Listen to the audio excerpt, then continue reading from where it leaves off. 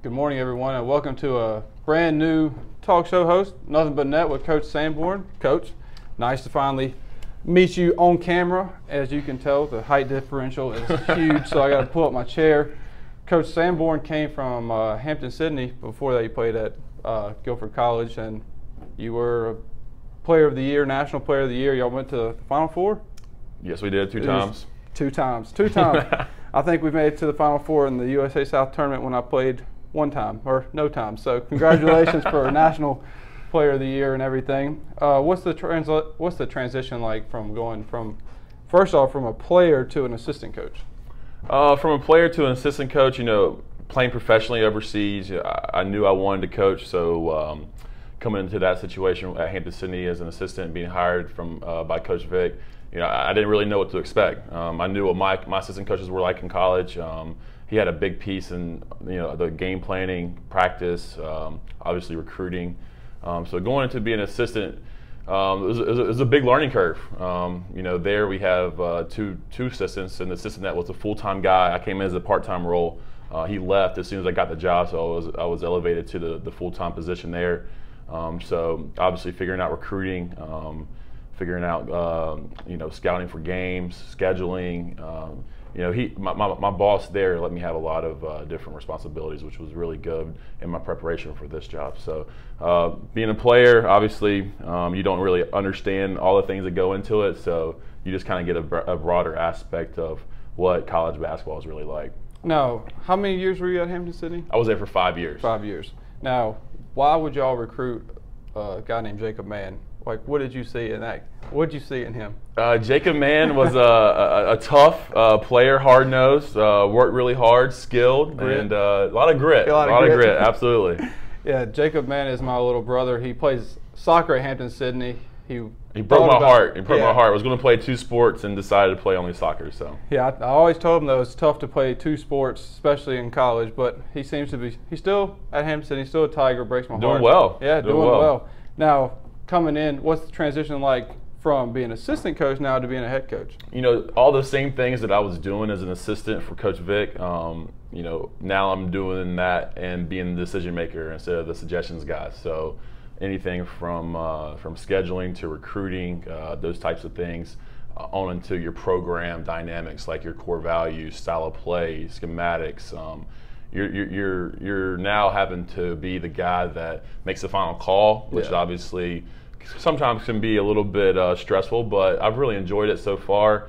I really enjoyed coming up with the things that I think our program should be built on, and it's been quite enjoyable in my first few months here at Ferrum. How was preseason? Y'all wrapped up preseason?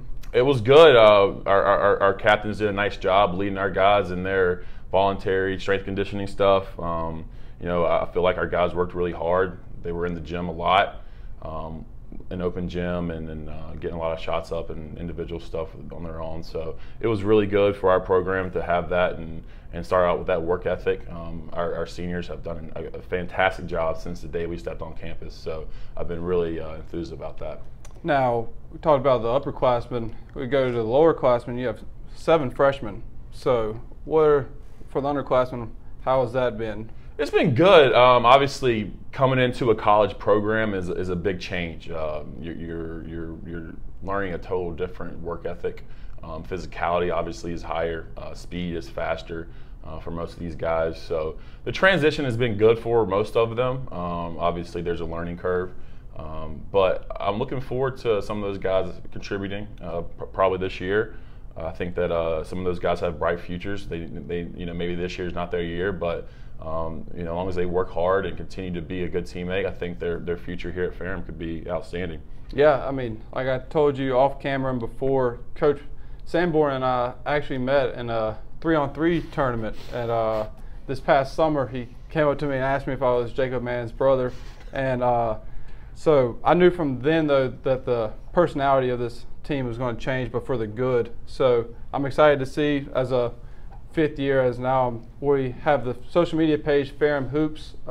Please follow Ferrum Basketball, but we are both running the account, so we'll have content for you and give you up-to-date game-by-game stuff as well, so please follow that. But what's your expectations coming in to the season with this variation of older to younger guys?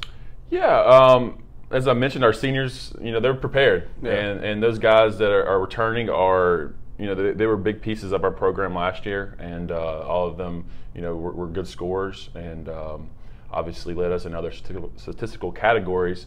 I think that the biggest thing for them is just kind of adapting to me, in which they've done a nice job. All of them are very coachable. They work hard. They were willing to learn, and they do a good job of helping our younger guys do the same thing. So the trend, with that going into the season, I'm really I'm looking forward to seeing where we can go with it. I think that we're obviously starting here at the bottom of the mountain, and every day is a climb up. But if we continue with the work ethic that we've had, and hopefully we'll end at a high place at the end of the season. All right, last question, I promise. Now what's the difference? This is your first year, like I said, like everyone knows, but you're on the USA South this year. Are you looking forward to going back to the ODAC next year after Absolutely, your reputation? Yeah. Biasly, I think the basketball in the ODAC has traditionally been better. Obviously the logistics of being most of the schools in the conference are in Virginia. Yeah, the travel is so much less, and recruiting, that makes recruiting a lot easier because you're recruiting kids in this area who have the name recognition of the schools in like Roanoke, Hampton-Sydney, Randolph-Macon, Virginia Wesleyan, Guilford has more weight, and it makes recruiting a little bit easier. Obviously, you're going up against some better teams. We're going to have to get some players that could compete at that level.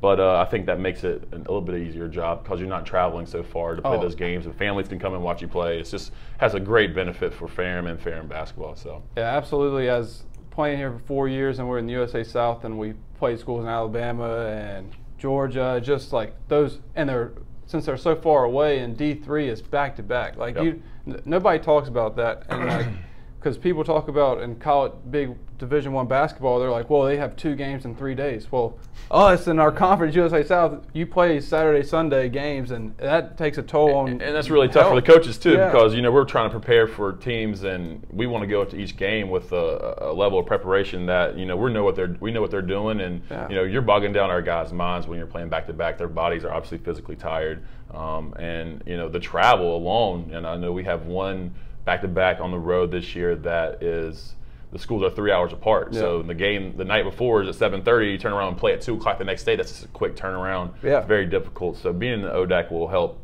I think, our ability to prepare and be physically ready for matchups. It's funny to think like Division III has more of a professional schedule. Like the NBA have that quick turnarounds. Like we're the farthest of the far from the NBA, but then again, like when we do walkthroughs to prepare for one team, I remember we have to do 2 walkthroughs because we don't have enough time to go over their stuff the next day. Yeah. And if somebody plays 35 minutes in an overtime, or 40 minutes in an overtime game, and turn around, like you said, a 2 o'clock game next day, you got to somehow find that energy, and it's tough. It's really difficult. In the NBA, obviously, you have 82 games in a season. The magnification of 25 games in a season, you have to win more, obviously, and there's a certain number that you need to get into the NCAA tournament and even the conference tournament. So those are goals of ours, and so each game is very, very important. Well, Coach, thank you. Absolutely. We'll be on next time, hopefully before the season officially tips off. First game, we'll play UNCG, so hopefully before we play Randolph at home. Yeah, Randolph at home, but UNCG. Hopefully I can get with you before the UNCG exhibition game. But Coach, thank you as always, and this is a brand new episode of Nothing But Net.